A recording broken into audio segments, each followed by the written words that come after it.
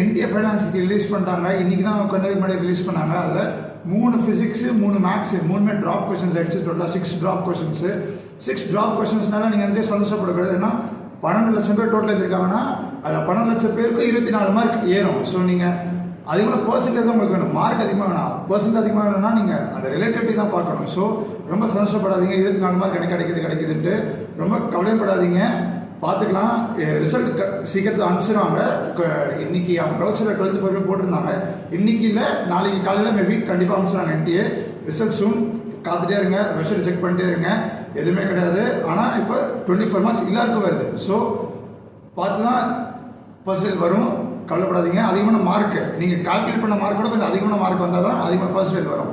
So பார்த்துக்கலாம். Result சூன்.